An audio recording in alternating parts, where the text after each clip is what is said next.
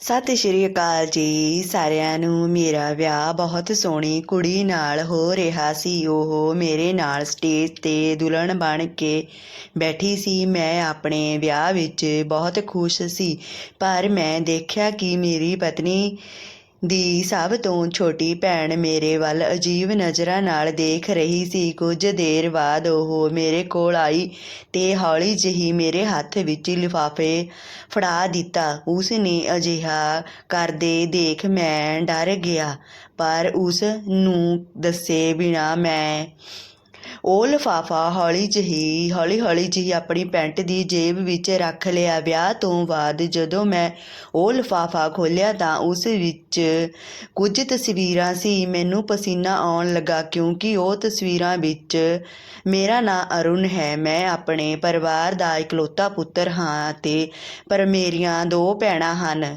ਮੇਰੇ ਪਿਤਾ ਨੇ ਮੈਨੂੰ ਮੇਰੇ ਪਿਤਾ ਨੇ ਸਾਨੂੰ ਛੱਡ ਕੇ ਦੂਜਾ ਵਿਆਹ ਕਰਵਾ ਲਿਆ ਸੀ। ਉਹਨਾਂ ਨੇ ਇੱਕ ਵਾਰ ਵੀ ਨਹੀਂ ਸੋਚਿਆ ਕਿ ਸਾਡਾ ਕੀ ਹੋਵੇਗਾ। ਸਾਨੂੰ ਵੀ ਇੱਕ ਪਿਤਾ ਦੀ ਲੋੜ ਹੈ। ਸਾਡੇ ਲਈ ਮੇਰੀ ਮਾਂ ਅਤੇ ਪਿਤਾ ਦੋਵੇਂ ਸਨ, ਜਿਨ੍ਹਾਂ ਨੇ ਸਾਨੂੰ ਪਿਤਾ ਦੀ ਕਮੀ ਦਾ ਅਹਿਸਾਸ ਨਹੀਂ ਹੋਣ ਦਿੱਤਾ। ਹੌਲੀ ਹੌਲੀ ਮੈਂ ਵੱਡਾ ਹੁੰਦਾ ਗਿਆ ਤੇ ਜਿਵੇਂ ਹੀ ਮੇਰੀ ਪੜ੍ਹਾਈ ਪੂਰੀ ਹੋਈ, ਮੈਨੂੰ ਚੰਗੀ ਜਗ੍ਹਾ 'ਤੇ ਨੌਕਰੀ ਮਿਲ ਗਈ। ਹੌਲੀ ਹੌਲੀ ਸਾਡੇ ਘਰ ਦੀ ਹਾਲਾਤ ਪਹਿਲਾਂ ਨਾਲੋਂ ਵਧੀਆ ਹੋ ਗਏ। ਦੋਵਾਂ ਭੈਣਾਂ ਦੇ ਵਿਆਹ ਤੋਂ ਬਾਅਦ ਹੁਣ ਮੇਰੇ ਵਿਆਹ ਦੀ ਚਿੰਤਾ ਹੋਣ ਲੱਗੀ। ਪਰ ਮੈਨੂੰ ਵਿਆਹ ਦੇ ਨਾਂ ਤੋਂ ਹੀ ਚਿੜ ਆਉਂਦੀ ਸੀ, ਕਿਉਂਕਿ ਮੇਰੇ ਪਿਤਾ ਦਾ ਵਿਆਹ ਸਫਲ ਨਹੀਂ ਹੋ ਸਕਿਆ। ਬਚਪਨ ਤੋਂ ਹੀ ਮੈਂ ਉਹਨਾਂ ਦੇ ਲੜਾਈ ਝਗੜੇ ਵੇਖਦਾ ਰਿਹਾ ਸੀ। ਬਚਪਨ ਤੋਂ ਹੀ ਮਨ ਵਿੱਚ ਪੱਕਾ ਸੀ ਕਿ ਮੈਂ ਕਦੇ ਵਿਆਹ ਨਹੀਂ ਕਰਵਾਵਾਂਗਾ ਅਤੇ ਕਦੇ ਵੀ ਕਿਸੇ ਕੁੜੀ ਵੱਲ ਨਹੀਂ ਵੇਖਾਂਗਾ, ਕਿਉਂਕਿ ਮੇਰੀ ਮਾਂ ਨੇ ਮੈਨੂੰ ਇਸ ਤਰ੍ਹਾਂ ਪਾਲਿਆ ਸੀ ਕਿ ਉਸ ਨੇ ਪਹਿਲਾਂ ਹੀ ਸਮਝਾਇਆ ਸੀ ਕਿ ਕਿਸੇ ਕੁੜੀ ਨੂੰ ਗਲਤ ਨਜ਼ਰਾਂ ਨਾਲ ਦੇਖਣ ਤੋਂ ਪਹਿਲਾਂ ਆਪਣੇ ਘਰ ਬਾਰੇ ਵੀ ਸੋਚੀ, ਕਿਉਂਕਿ ਤੁਹਾਡੀਆਂ ਵੀ 2 ਭੈਣਾਂ ਹਨ। ਜੇਕਰ ਤੁਸੀਂ ਕਿਸੇ ਨਾਲ ਗਲਤ ਕਰਦੇ ਹੋ ਤਾਂ ਤੁਹਾਡੀਆਂ ਭੈਣਾਂ ਨਾਲ ਵੀ ਗਲਤ ਹੋ ਸਕਦਾ ਹੈ। ਮੈਂ ਇੱਕ ਸਖਤ ਵਿਅਕਤੀ ਹਾਂ ਤੇ ਇਹ ਸਖਤੀਆਂ ਜ਼ਿੰਦਗੀ ਵਿੱਚ ਆਪਣੇ ਆਪ ਨਹੀਂ ਆਉਂਦੀਆਂ। ਇਸ ਦੇ ਪਿੱਛੇ ਕਈ ਕਾਰਨ ਹੁੰਦੇ ਹਨ। ਜਿਸ ਕੰਪਨੀ ਵਿੱਚ ਮੈਂ ਕੰਮ ਕਰਦਾ ਸੀ, ਉੱਥੇ ਮਾਲਕ ਦੀ ਇੱਕ ਧੀ ਸੀ। ਉਹ ਬਹੁਤ ਵਿਗੜੀ ਹੋਈ ਸੀ। ਉਹ ਵਾਰ-ਵਾਰ ਮੇਰੇ ਸਾਹਮਣੇ ਆਉਂਦੀ ਰਹਿੰਦੀ ਸੀ, ਜਦੋਂ ਕਿ ਅਜਿਹੀਆਂ ਕੁੜੀਆਂ ਤੋਂ ਮੈਨੂੰ ਚਿੜ ਸੀ।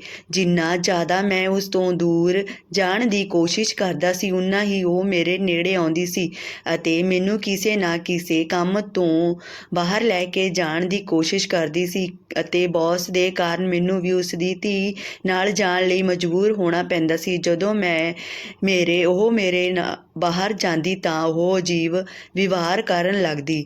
ਜਿੰਨਾ ਮੈਂ ਉਸ ਤੋਂ ਦੂਰ ਜਾਣ ਦੀ ਕੋਸ਼ਿਸ਼ ਕਰਦਾ, ਉਨਾ ਹੀ ਉਹ ਕੁੜੀ ਮੇਰੇ ਨੇੜੇ ਆਉਂਦੀ ਰਹਿੰਦੀ। ਮੈਨੂੰ ਇਹ ਬਿਲਕੁਲ ਵੀ ਪਸੰਦ ਨਹੀਂ ਸੀ, ਪਰ ਉਸ ਦੇ ਨਾਲ ਆਉਣਾ ਮੇਰੀ ਮਜਬੂਰੀ ਬਣ ਗਿਆ ਸੀ। ਇੱਕ ਦਿਨ ਉਸ ਦੇ ਹੱਦ ਪਾਰ ਕਰ ਦਿੱਤੀ। ਉਹ ਮੈਨੂੰ ਕਹਿਣ ਲੱਗੀ ਕਿ ਮੈਂ ਤੁਹਾਡੇ ਨੂੰ ਪਿਆਰ ਕਰਦੀ ਹਾਂ ਅਤੇ ਮੈਂ ਤੁਹਾਡੇ ਨਾਲ ਵਿਆਹ ਕਰਾਉਣਾ ਚਾਹੁੰਦੀ ਹਾਂ। ਉਸ ਦੇ ਮੂੰਹੋਂ ਪਿਆਰ ਤੇ ਵਿਆਹ ਦੀ ਗੱਲ ਸੁਣ ਕੇ ਮੇਰਾ ਗੁੱਸਾ ਵੱਧ ਗਿਆ।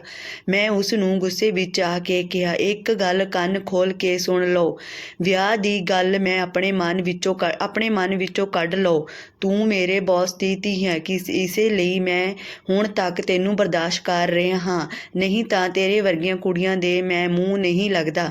ਮੇਰੇ ਇਸ ਗੱਲ 'ਤੇ ਗੁੱਸਾ ਵਿੱਚ ਉੱਥੋਂ ਚਲੀ ਗਈ ਅਤੇ ਅਗਲੇ ਦਿਨ ਮੇਰੇ ਬੌਸ ਨੇ ਮੈਨੂੰ ਨੌਕਰੀ ਤੋਂ ਕੱਢ ਦਿੱਤਾ। ਨੌਕਰੀ ਛੱਡਣ ਤੋਂ ਬਾਅਦ ਮੇਰੀਆਂ ਮੁਸ਼ਕਲਾਂ ਵਧਣ ਲੱਗੀਆਂ। ਇੱਕ ਦਿਨ ਅਚਾਨਕ ਮੇਰੇ ਬੌਸ ਨੇ ਮੈਨੂੰ ਆਪਣੇ ਘਰ ਬੁਲਾਇਆ। ਮੈਂ ਜਾਣਾ ਨਹੀਂ ਚਾਹੁੰਦਾ ਸੀ, ਪਰ ਸੋਚਿਆ ਕਿ ਵੇਖਦਾ ਹਾਂ ਕੀ ਗੱਲ ਹੈ। ਜਦੋਂ ਮੈਂ ਉੱਥੇ ਗਿਆ ਤਾਂ ਮੇਰੇ ਪਿਤਾ ਮੇਰੇ ਬੌਸ ਦੇ ਨਾਲ ਬੈਠੇ ਸਨ। ਮੈਨੂੰ ਦੇਖ ਕੇ ਉਸ ਨੇ ਖੁਸ਼ੀ ਨਾਲ ਮੈਨੂੰ ਜੱਫੀ ਪਾ ਲਈ ਅਤੇ ਕਿਹਾ, ਵਧਾਈ ਹੋਵੇ, ਮੈਂ ਤੇਰਾ ਤੇ ਨੇਹਾ ਦਾ ਰਿਸ਼ਤਾ ਪੱਕਾ ਕਰ ਦਿੱਤਾ। ਨੇਹਾ ਦੇ ਪਿਤਾ ਬਹੁਤ ਚੰਗੇ ਇਨਸਾਨ ਹਨ। ਉਹਨਾਂ ਨੇ ਮੇਰਾ ਸਾਲ ਪੁਰਾਣਾ ਜ਼ਮੀਨੀ ਝਗੜਾ ਸੁਲਝਾ ਦਿੱਤਾ।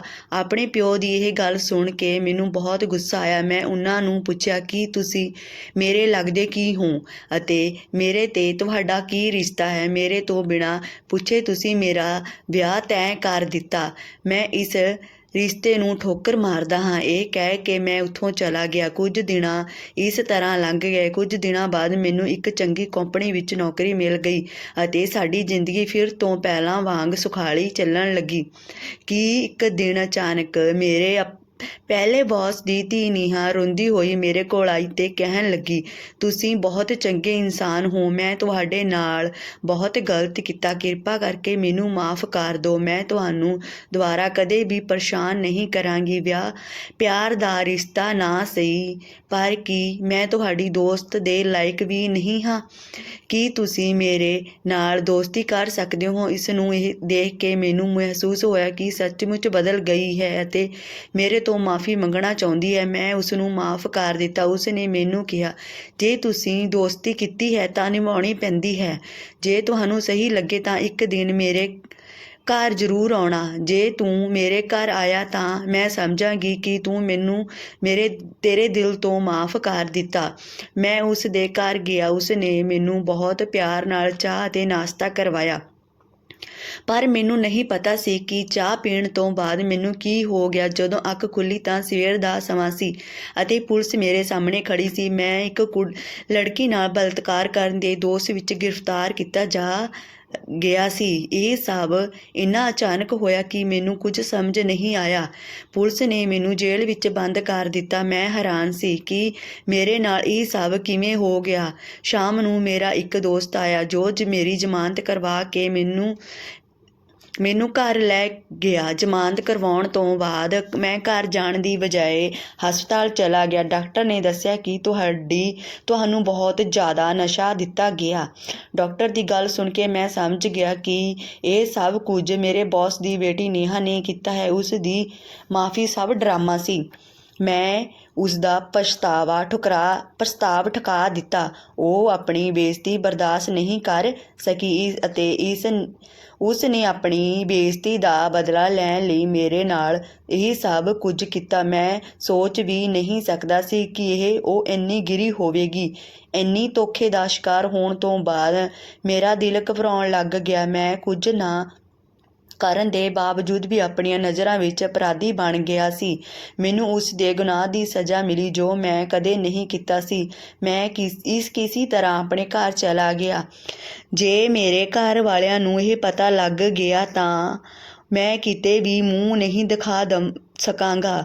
ਮੈਂ ਕਿਸੇ ਨਾ ਕਿਸੇ ਤਰ੍ਹਾਂ ਆਪਣੀ ਜ਼ਿੰਦਗੀ ਗੁਜ਼ਾਰ ਰਿਹਾ ਸੀ, ਪਰ ਨੇਹਾ ਦਿਮਾਗ 'ਚੋਂ ਨਿਕਲ ਨਹੀਂ ਰਹੀ ਸੀ ਕਿ ਇਹ ਗੰਦੀ ਹਰਕਤ ਉਸ ਨੇ ਮੇਰੇ ਨਾਲ ਕਿਉਂ ਕੀਤੀ। ਇੱਕ ਦਿਨ ਮੈਂ ਦਫ਼ਤਰ 'ਚ ਸੀ। ਅਚਾਨਕ ਮੇਰੇ ਦੋਸਤ ਦਾ ਫ਼ੋਨ ਆਇਆ। ਉਸ ਨੇ ਕਿਹਾ ਕਿ ਤੇਰੇ ਪਹਿਲੇ ਬੌਸ ਦੀ ਬੇਟੀ ਨੇਹਾ ਦੀ ਹਾਦਸੇ ਵਿੱਚ ਮੌਤ ਹੋ ਗਈ।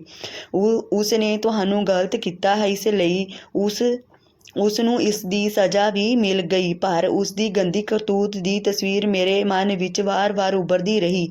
ਨੇਹਾ ਨੂੰ ਆਪਣੇ ਕੀਤੇ ਦੀ ਸਜ਼ਾ ਮਿਲੀ। ਮੇਰੇ ਦੋਸਤ ਨੇ ਮੈਨੂੰ ਬਹੁਤ ਸਮਝਾਇਆ ਅਤੇ ਮੈਨੂੰ ਇਸ ਹਾਦਸੇ ਵਿੱਚੋਂ ਬਾਹਰ ਆਉਣ ਲਈ ਮਦਦ ਕੀਤੀ। ਕੁਝ ਦਿਨਾਂ ਬਾਅਦ ਮੇਰੇ ਪਰਿਵਾਰ ਵਾਲਿਆਂ ਨੇ ਜ਼ਬਰਦਸਤੀ ਮੇਰਾ ਵਿਆਹ ਤੈਅ ਕਰ ਦਿੱਤਾ। ਪਰਿਵਾਰ ਵਾਲਿਆਂ ਨੇ ਮੈਨੂੰ ਕੁੜੀ ਵੇਖਣ ਲਈ ਕਈ ਵਾਰ ਮਜਬੂਰ ਕੀਤਾ, ਪਰ ਮੈਂ ਕੁੜੀ ਨੂੰ ਵੇਖਣ ਨਹੀਂ ਗਿਆ। ਪਰ ਵਿਆਹ ਵਾਲੇ ਦਿਨ ਜਦੋਂ ਮੈਂ ਕੁੜੀ ਨੂੰ ਦੇਖਿਆ ਤਾਂ ਮੈਂ ਦੇਖਦਾ ਹੀ ਰਹਿ ਗਿਆ। ਉਹ ਦਿਖਣ ਵਿੱਚ ਬਹੁਤ ਸੋਹਣੀ ਸੀ। ਉਸ ਨੂੰ ਦੇਖ ਕੇ ਮੈਂ ਆਪਣੇ ਵਿਆਹ ਵਾਲੇ ਦਿਨ ਬਹੁਤ ਖੁਸ਼ ਸੀ, ਪਰ ਅਚਾਨਕ ਜਦੋਂ ਮੈਂ ਸਟੇਜ 'ਤੇ ਪਹੁੰਚਿਆ ਤਾਂ ਦੇਖਿਆ ਕਿ ਮੇਰੀ ਪਤਨੀ ਦੀ ਸਭ ਤੋਂ ਛੋਟੀ ਭੈਣ ਮੇਰੇ ਵੱਲ ਅਜੀਬ ਨਜ਼ਰਾਂ ਨਾਲ ਦੇਖ ਰਹੀ ਸੀ। ਦੇਖਦੇ ਹੀ ਦੇਖਦੇ ਉਸ ਨੇ ਮੇਰੇ ਹੱਥ ਵਿੱਚ ਇੱਕ ਲਿਫਾਫਾ ਫੜਾ ਦਿੱਤਾ। ਵਿਆਹ ਤੋਂ 2-3 ਦਿਨ ਬਾਅਦ ਜਦੋਂ ਮੈਂ ਲਿਫਾਫਾ ਦੇਖਿਆ ਤਾਂ ਮੈਂ ਡਰ ਗਿਆ, ਕਿਉਂਕਿ ਉਸ ਲਿਫਾਫੇ ਵਿੱਚ ਮੇਰੀ ਅਤੇ ਨੇਹਾ ਦੀਆਂ ਕੁਝ ਤਸਵੀਰਾਂ ਸਨ ਜਦੋਂ ਮੇਰੇ ਪਰਿਵਾਰ ਵਾਲਿਆਂ ਸਾਹਮਣੇ ਨਹੀਂ ਆਉਣੀਆਂ ਚਾਹੀਦੀਆਂ। ਮੈਂ ਇਹ ਸਭ ਸੋਚ ਰਿਹਾ ਸੀ ਤਾਂ ਮੇਰੀ ਪਤਨੀ ਧੀ ਭੈਣ ਸੋਨੀਆ ਨੇ ਮੈਨੂੰ ਫ਼ੋਨ ਕੀਤਾ। ਉਹ ਮੈਨੂੰ ਕਹਿਣ ਲੱਗੀ, ਮੈਨੂੰ ਤਸਵੀਰਾਂ ਬਾਰੇ ਉਸ ਦਿਨ ਪਤਾ ਲੱਗਾ ਜਦੋਂ ਤੁਹਾਡਾ ਤੇ ਮੇਰੀ ਭੈਣ ਦਾ ਵਿਆਹ ਸੀ। ਜੇ ਮੈਂ ਪਹਿਲਾਂ ਪਤਾ ਲੱਗ ਜਾਂਦਾ ਤਾਂ ਮੈਂ ਇਹ ਵਿਆਹ ਨਹੀਂ ਹੋਣ ਦੇਣਾ ਸੀ। ਇਹ ਲਈ ਮੈਂ ਉਹ ਤਸਵੀਰਾਂ ਹੌਲੀ ਜਿਹੀ ਤੁਹਾਨੂੰ ਫੜਾ ਦਿੱਤੀ ਸੀ ਤਾਂ ਕਿ ਤੁਸੀਂ ਆਪਣੇ ਕਾਰਨਾਮੇ ਵੇਖ ਲਓ। ਉਸ ਤੋਂ ਬਾਅਦ ਮੈਂ ਤੁਹਾਨੂੰ ਪੁੱਛਾਂਗੀ ਕਿ ਤੁਸੀਂ ਮੇਰੀ ਭੈਣ ਨਾਲ ਵਿਆਹ ਕਰਕੇ ਧੋਖਾ ਕਿਉਂ ਦਿੱਤਾ। ਮੈਂ ਆਪਣੀ ਸਫਾਈ ਦਿੰਦਿਆਂ ਹੋਇਆ ਕਿਹਾ, ਮੈਂ ਅਜਿਹਾ ਕੁਝ ਨਹੀਂ ਕੀਤਾ, ਮੈਂ ਫਸਾਇਆ ਜਾ ਰਿਹਾ ਹਾਂ। ਉਸ ਨੇ ਕਿਹਾ, ਠੀਕ ਹੈ, ਤੁਸੀਂ ਉੱਥੇ ਹੀ ਰੁਕੋ, ਮੈਂ ਘਰ ਆਉਂਦੀ ਹਾਂ। ਇਹ ਕਹਿ ਕੇ ਉਸ ਨੇ ਫੋਨ ਕੱਟ ਦਿੱਤਾ। ਮੈਂ ਆਪਣੇ ਕਮਰੇ ਵਿੱਚ ਬੈਠਾ ਬਹੁਤ ਪਰੇਸ਼ਾਨ ਸੀ ਤਾਂ ਮੇਰੀ ਪਤਨੀ ਮੇਰੇ ਕਮਰੇ ਵਿੱਚ ਆ ਗਈ ਅਤੇ ਮੈਨੂੰ ਪੁੱਛਿਆ, ਕੀ ਹੋਇਆ, ਤੁਸੀਂ ਪਰੇਸ਼ਾਨ ਲੱਗ ਰਹੇ ਹੋ। ਮੈਂ ਕਿਹਾ, ਹਾਂ, ਗੱਲ ਹੀ ਕੁਝ ਅਜਿਹੀ ਹੈ।